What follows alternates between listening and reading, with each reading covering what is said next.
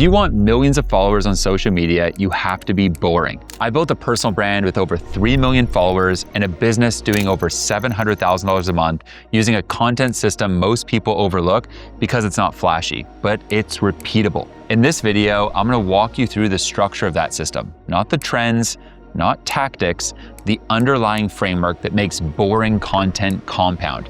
But first, you need to understand this. The best-selling books from 100 years ago are still the best sellers today, and there's a reason for that. The reality is people chase the newest trend, the latest vlog format, sexy lifestyle content, but there's proven stuff that works and always works.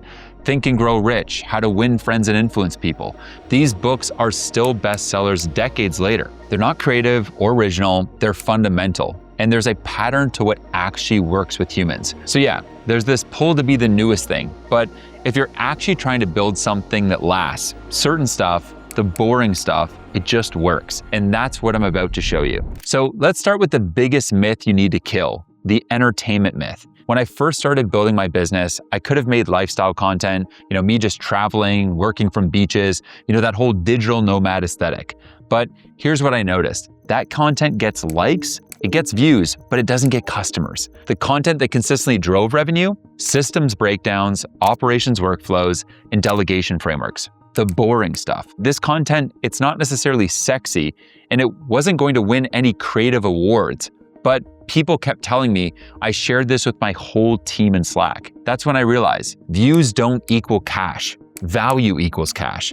Here's what most people miss. Virality is just noise, right? It's dopamine. You're not building a business, you're building an addiction to notifications. The affluence paradox is real. Chasing millions of views attracts beginners with no money. Targeting a specific affluent audience with high value content results in fewer views, but significantly more cash. The content that makes money is about solving real problems, not getting applause. Before I post anything, I ask myself one question. Would someone pay $10,000 for this information? If the answer is no, it's entertainment, not growth. So before you post anything, I want you to ask yourself the same thing. Focus on high value content. Systems, operations, frameworks, the stuff that actually helps people build and scale. Part 2, proof-led content. When I looked at the content that made me the most money, it wasn't the polished stuff. It was things like my whiteboard sessions, ones that I've done here with Blake Roca or this one with Ali Abdaal. These are me live, unscripted, helping actual people solve real problems in real time. I'm not reading from some script, right? I'm riffing off the top, pulling from 15 years of experience, helping real founders. People watch me help Ali Abdaal build a $5 million funnel, or sit down with other business owners and actually coach them through their challenges, mapping out their business, the math behind it, their offer stack, and going deep into the what and how to actually solve their real problems. Real systems, no fluff, no BS, just helping these founders go and scale up their business. It's these real, authentic, raw moments, right, that show people what it's actually like to just jam with me. And I think you, the viewer, get kind of pulled into that room. And these are the videos that we've actually gotten some of the best, feedback from. And so for you in your own space, right, it's really thinking about what's that proof content that you can make. That's proof. That's legitimacy. That's holy shit, this guy actually does this stuff. Content without proof is kind of just a joke. I always say to people, details create cash. And if you can show people the detailed ways that you help folks, it's going to become undeniable for them to go and trust you and actually go and buy your thing, right? General advice like build your personal brand, it's weak and it's forgettable. Instead, here's how I grew my Twitter from 0 to 214,000 followers in 12 months using 3 specific content formats. Well, that's proof. So when you show proof, right, you collapse skepticism. People go from, is this real, to, I need to work with this person. So stop teaching theory and start showing receipts. Every piece of content should include specific numbers, timeframes, and before and after case studies. If you're making a claim, back it up with evidence. Screenshots, testimonials, live demos, show people you've actually done the thing you're teaching. The strategy I use, be generous to a fault. Give away so much value that people think, is this actually free? I can't imagine what's inside his paid stuff if this is the free stuff. If you go and you hold stuff back and become some gatekeeper, you're just like 99% of other people going and creating shit online, right? That's like the default state. And so many of you, right, are watching this channel because you want to stand out. You want to win, right? You want to be the dominant brand in your category. And so when everyone else in your space is just giving people little nuggets of trust, you can flood them with trust by just being insanely generous. So this one principle and this one rule with all of my content is what's allowed me to go and scale an audience to 3.5 million people over just the last few years. But even if your content isn't polished, you need to have a structure to your content. And that's where the third part comes in, mastering repeatable formats. The reason I was able to grow to 200,000 subscribers on YouTube, 900,000 followers on Instagram, and 800,000 followers on LinkedIn is that I don't wake up every day wondering, what should I make? I know exactly which format fits the idea that I want to communicate. So let me show you how we approach formats on YouTube. So here we kind of have 3 main formats and then one bonus one, okay, that we use just from time to time. So the first one are systems breakdowns, okay? This is where we go really deep into the how, the what, and the specific steps that go into a specific repeatable process in a founder-led business, okay? And so here you can see an example of this system turns my content into profit in just 7 steps. And so we're breaking down the exact system to go and build profitable content. Now, the next format are real systems demos, okay? This is when I'm showing behind the scenes, sharing my screen, very similar to what I'm doing right now, and showing exactly what goes into a specific system within my companies. And then the next format are founder mentor sessions, okay? These are whiteboard breakdowns where I'm helping folks either inside of Founder OS or other large creators like Blake Roca or folks like Ali Abdal and helping them go and actually build their business live by breaking down a specific challenge they're having and then basically using the systems I've built over the last couple decades to go and help them overcome that challenge.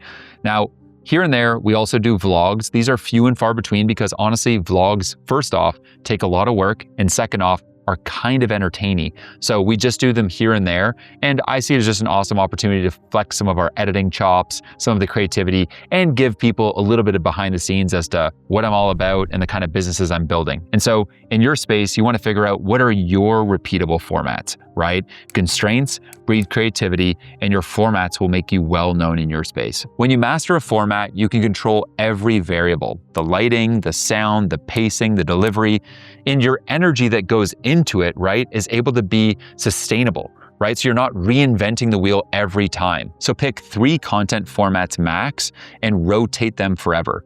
If one gets boring, substitute one other one in, right? But don't constantly change everything. Change the input, not the structure. Same format, different topic. This is how you build a sustainable content operation that doesn't burn you out. The last piece here that I don't think people talk about enough as well is that 50% of marketing is going to be word of mouth. And if you have a format that you become known for, it's really easy for people to go and tell their friends what you do. But if you're changing your format too much, it's kind of hard for people to pinpoint exactly what you do. And thereby, it's really hard for them to tell their friends. And so you miss out on so much marketing leverage. Next up is the consistency cadence. The reality is posting when you're inspired is a mistake.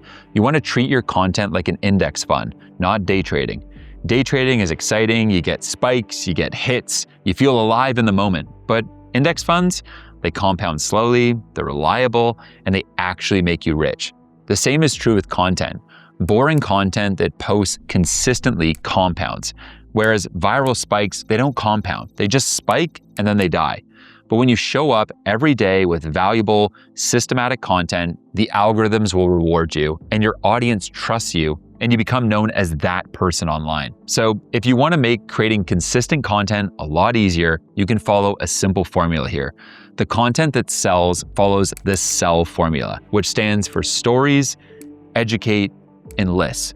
So on the story side of things, right? Storytelling is the #1 vehicle for going and conveying a certain lesson to people, right? People don't recognize stuff if you're just hammering them with facts, right? But on the other side, if you tell a compelling personal story where you learned a given lesson or a lesson in history that is relatable to what it is you're trying to get across, this is what's going to make your ideas so much more sticky. Now, E stands for educate, right? And on this piece, where I see a lot of people screw up is that they're just trying to make entertaining shit, right? But entertaining content doesn't sell. And so we're trying to educate people. And I think the number one format there are how-to or how-I videos, okay? Every rule is meant to be broken, but these are a common format that I've used across every different platform that I'm on that consistently are not just the best performers, but when we look at the profit per content, which is the number one metric that I use when I'm building any media company, those formats are consistently the most profitable. Now, L stands for list, okay? And the truth is that anything is a list. Now, I don't just simply mean listicles like BuzzFeed, right? Because that shit does not sell. What I mean is that any piece of content that you're going and putting out there should follow some clear value structure. And what happens is when you have some sort of structure, maybe it's a bunch of systems or lists or hacks or tools or whatever it may be, right? When you structure it in a list, it's easy for people to follow, right? It may be step by step, or here's 5 systems, or here is a, flow and a process from start to finish, right? You just want it to be a logical flow so it's not all over the place and it's more sequential so it's easy for people to understand and then go and implement. Part 5, favor distribution over creativity. I see people create one amazing piece of content and then just move on. They made it, they posted it, they got some engagement, and on to the next thing. But that's leaving so much on the table. For every core idea or long form post, you should ask, how many places can this one idea live? If the answer is fewer than 5, you're not distributing, you're just creating endlessly. I take stuff that crushes it on LinkedIn, and then I adapt that for YouTube, X, and my newsletter. The same insight gets packaged differently for each platform, so it's native to that platform, but that core idea now is multiplied. Now, this isn't laziness, right? This is how you actually scale reach without creating 10x more content. So look at your content and use the rule of 5. For every piece of content, it should exist in at least 5 places: YouTube, X, LinkedIn, Instagram, TikTok, your newsletter. If it doesn't, you're leaving reach and money on the table. This is usually where founders realize something uncomfortable. Their content looks like it's working, but the business isn't moving. That's exactly why I built a short content ROI reality check. It helps you score how your content system actually behaves by default and then pinpoint the one place where ROI is leaking. If this is hitting close to home, do that right after this video. Now, when it comes to going and ideating content, all right, we've established the fact that views don't equal cash and that we're looking to make stuff that has strong signal. But you're likely also wondering, Matt, what's the way to do that? That's where the buyer survey comes in. You likely have a ton of amazing customers that you serve with your business, okay? So what do you think is the best way to go and come up with highly profitable content ideas? Well, you guessed it, those actual customers. So what you're gonna go and do is use Typeform or Google Forms to go and send a 3-question survey to them. What's your biggest goal this year? What's keeping you up at night? And if you were to wave a magic wand, what would you most want my help with? You then can go take the answers to those questions and go and create content that goes and solves those problems and gets them towards their goals. And if you want further ideation around this, you can go and upload the whole CSV file that you download from Typeform, upload that to ChatGPT, and ask it to go and come up with 100 banger content ideas based on that survey information you just got from those dream customers. This is gonna help you go and increase what I believe is the most important metric in any personal media company: cash flow per piece of content, or profit per content, right? Because when you're going and stacking up every piece of content and increasing the profit from each piece of content, well, you're building a hell of an anti-fragile business. A business that doesn't matter whether we're in a recession or something crazy happens in your space, that content just keeps printing cash. Part 6, build the infrastructure. Content can attract millions of people, but without infrastructure, you're just collecting vanity metrics. When someone discovers you, what happens next? So let's get into the details here, right? Because it's the details that will help you create cash. So over here, what's going to happen, right, is from a given piece of content on social media, you're going to drive people to some sort of email landing page. It could be to your newsletter or to a more specific email course. I have a bunch of email courses. As an example, a personal brand email course and an AI clone yourself course, okay? So people would come to that landing page, and from there, they get put into a 5-day educational email course and then a 4-day FOMO series. So the 5-day email course is educating them and giving them the value on the thing that they signed up for. The FOMO series, though, is part of the magic here. Let me just show you a sneak peek. Where essentially FOMO email number 1 is probably going to start describing the transformation that takes part when people go and join your thing, okay?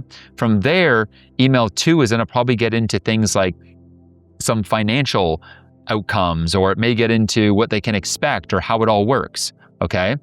Email 3 then is going to talk about the price of it, right? And give people more sense on, how they should think about it, the ROI of it, all that good stuff, okay?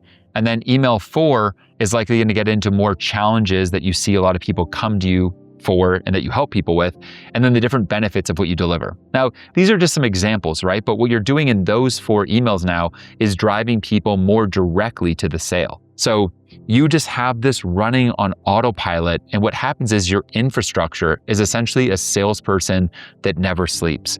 So we have them then going through the FOMO series, and at any point in time, clicking a dynamic CTA that exists in those emails and driving them to a book a call or directly to purchase and monetizing those people. So it's this infrastructure that makes all the difference as you're building your founder-led brand.